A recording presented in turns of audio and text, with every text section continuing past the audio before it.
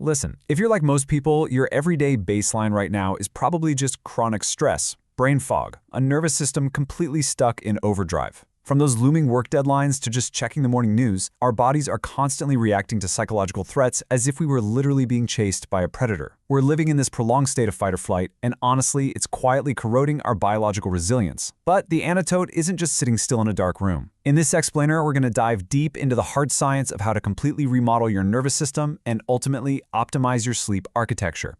Which brings us to a really beautiful biological paradox. Why is it that putting your body through the intense, acute physical stress of exercise actually engineers this profound neurological calmness? I mean, think about it for a second. When you exercise, you are intentionally triggering a stress response. Your heart rate skyrockets, your blood pressure spikes, and your body pumps out cortisol and epinephrine, which is the exact same physiological cascade that happens when you're in an absolute panic. Yet the long-term result of that workout is a profound sense of calm. So how does voluntarily stressing your heart actually act as a biological buffer for your mind? To answer that, we need to look at part 1, the paradox of stress, and the cross-stressor adaptation hypothesis. This is basically the foundational framework that explains how our bodies actually learn to handle stress. Let's look at how our two main operational modes contrast with each other. On one side, you have the sympathetic nervous system. That's your fight or flight response, and it's driven by the fear processing center of your brain, the amygdala. Then, on the other side, you've got the parasympathetic system. This is your rest and digest mode, governed largely by the vagus nerve. Now here's where it gets interesting. When you become aerobically fit, your physical brain actually changes. A stronger, fitter prefrontal cortex develops much better inhibitory control over that fear-driven amygdala. It essentially acts like a massive biological brake system stepping in to prevent those needless floods of stress hormones. And tracing this over time reveals a pretty fascinating biological progression. See, an acute bout of exercise introduces a temporary threat to your system, activating your HPA axis, your hypothalamic pituitary adrenal axis, just to meet those sudden energy demands. But here's the kicker. Because this physical stressor is voluntary, it's predictable, and it's finite, your body gets to safely practice the transition from stress back into recovery.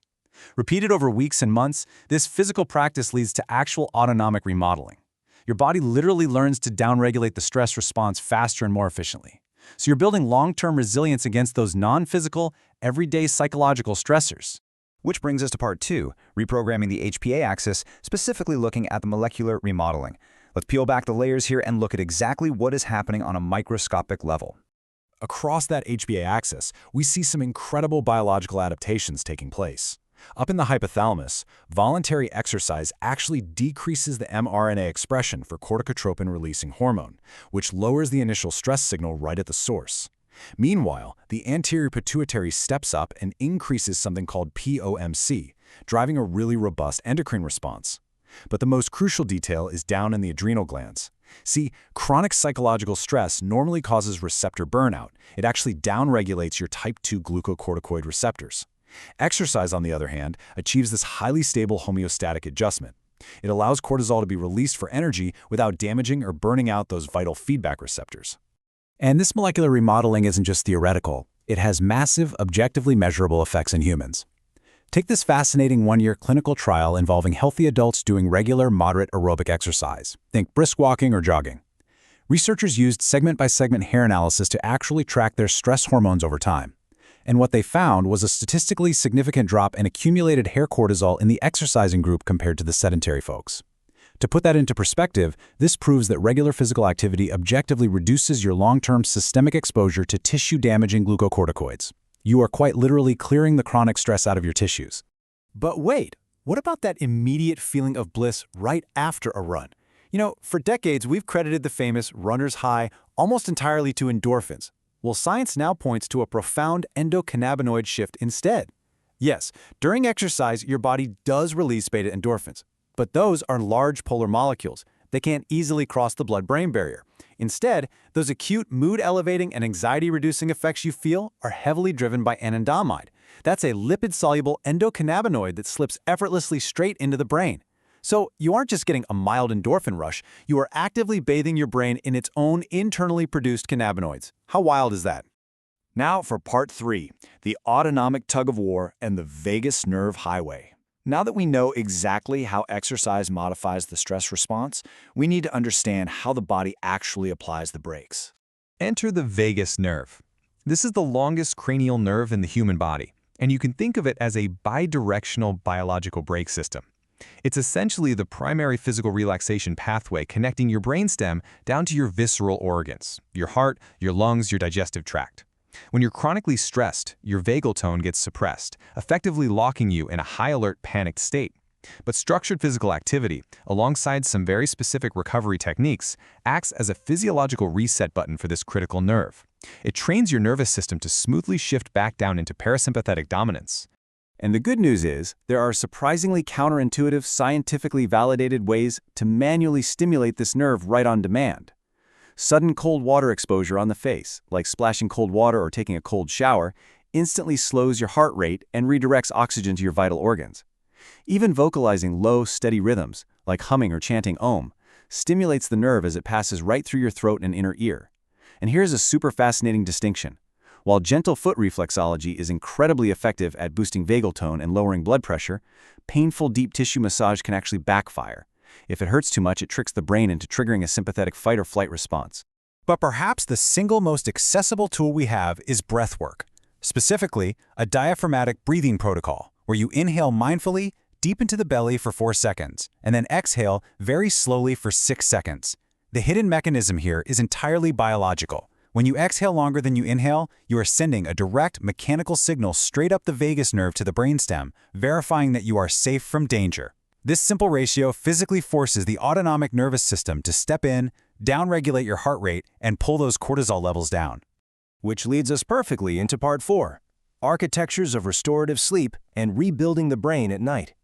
Because mastering this daily autonomic balancing act doesn't just make your waking hours better, it completely remodels what happens when you finally close your eyes.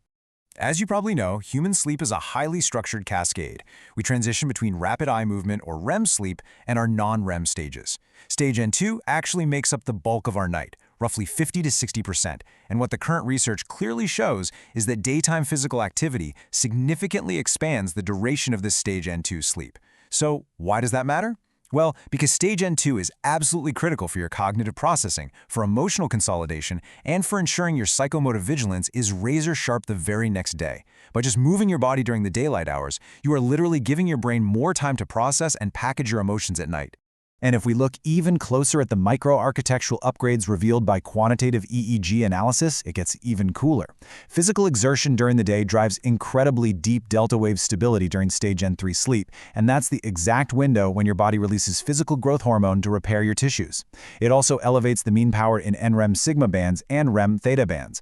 Now, I know those sound like just a bunch of electrical squiggles, but these specific neuroelectrical oscillations are the primary biomarkers for synaptic remodeling and memory reactivation. So all of this biological upgrading ultimately leads to a massive reduction in waking up after you've already fallen asleep. So how should all this dictate the actual timing of our daily habits? There's this persistent myth out there that working out in the evening completely ruins your sleep, but the data says intensity is the real variable here. Low-intensity evening exercise actually shortens the time it takes you to fall asleep. Moderate-intensity evening exercise happens to be the most effective for overall sleep optimization and for reducing those frustrating midnight awakenings. However, vigorous high-intensity exercise within 2 hours of your bedtime, that will absolutely delay your biological recovery simply due to lingering sympathetic overdrive and oxygen deficits. So timing and intensity are everything. So what is the crucial point we should take away from all this data? It's simply this: your nervous system is deeply plastic. The goal of health is not to completely eliminate stress from your life. That's impossible, and frankly, it's biologically counterproductive. Instead, true resilience is built by intentionally challenging your system and then meticulously mastering the transition back to parasympathetic safety. By leveraging exercise to remodel that HPA axis, intentionally utilizing your vagus nerve as a brake system, and protecting your deep sleep architecture, you aren't just getting fit, you are actively, biologically engineering your own longevity. The only question left is, how will you choose to stress your system tomorrow?